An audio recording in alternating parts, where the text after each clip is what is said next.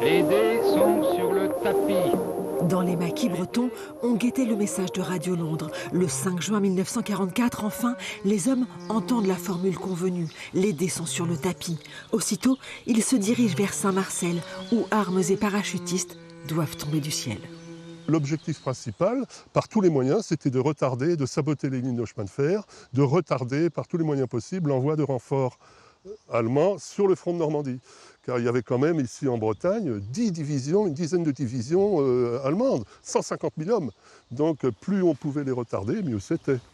Marcel Bergamasco était là, évidemment. Lui a commencé à résister à 15 ans, tout seul. J'avais fait une petite truc avec une aiguille longue comme ça, en acier. Je perçais les pneus, soit qu'ils soient bien garés ou mal garés.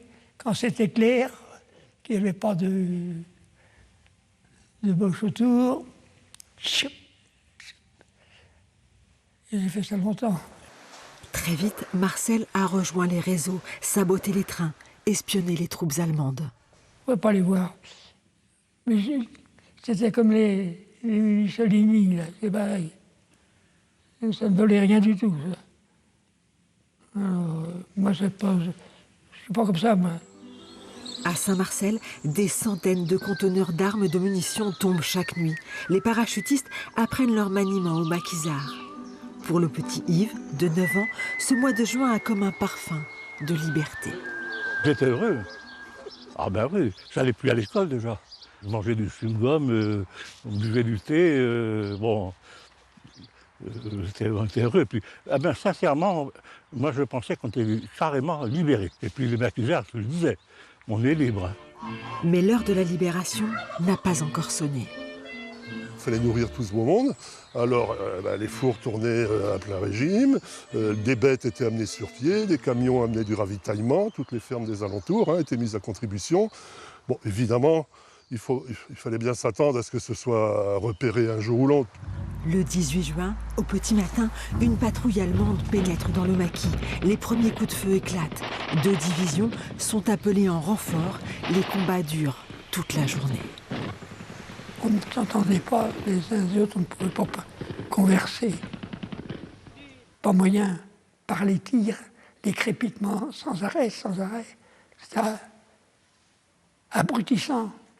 Je croyais bien laisser ma peau. Le soir, l'ordre d'évacuation est donné. Les maquisards se replient. En quelques heures, la peur a changé de camp. En fait, la psychose s'installe.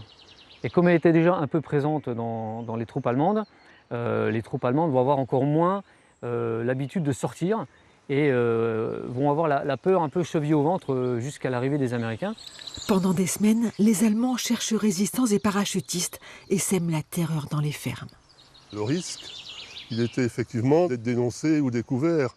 Et dans ces cas-là, la mesure était radicale, la ferme était incendiée. Dès que des parachutistes étaient trouvés dans une ferme, on incendiait la ferme. Le maquis de Saint-Marcel n'a tenu qu'une dizaine de jours, mais il a rempli sa mission.